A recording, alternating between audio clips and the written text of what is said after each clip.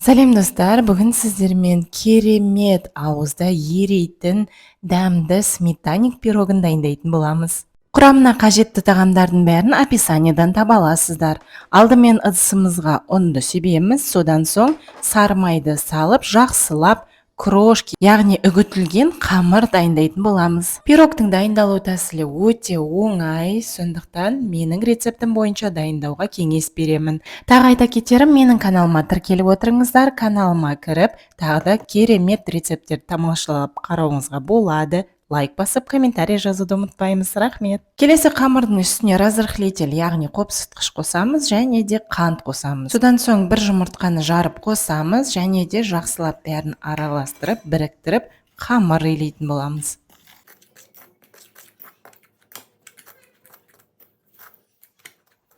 Мінекей осындай жұп-жұмсақ қамыр дайын болды. Бұл қамырды пакетке немесе пищевой пленкаге орап, 10 минутқа тоңазытқышқа сала тұрамыз. Бұл уақытта пирогымыздың салмасын дайындаймыз.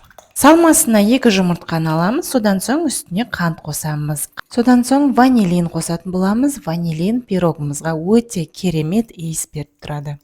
Ендігі кезекте бәрін жақсылап араластырып, секері кішкене ерігенше 5-10 минуттай араластырамыз. Миксеріңіз болып жатса, миксермен тездетіп араластырып шығуыңызға болады, жоқ болса шанышқымен де араластыруға болады. Мінекей сұйық массамыз осылай ағарады.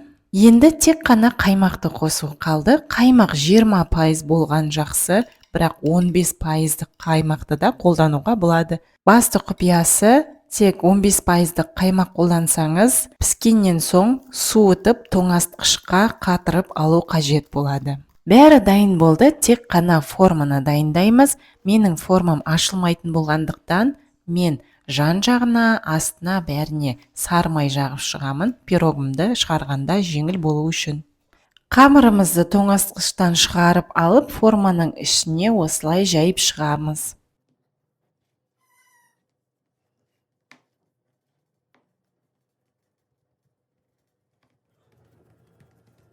Енді тек салмасын құю қалды, салмасын ақырындап ортасына құямыз. Осы кезде өздеріңіздің қалауыңыз бойынша әртүрлі жеміс жидекпен безендіруіңізге болады. Малина қосуыңызға болады, немесе вишня қосуыңызға болады.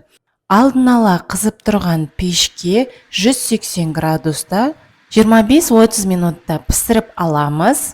Міндетті түрде пешіңізді қадағалап отырыңыздар. Беті кішкене қызарғаннан соң пешіңізді өшіріп, суығанша 1-2 сағаттай күту қажет болады.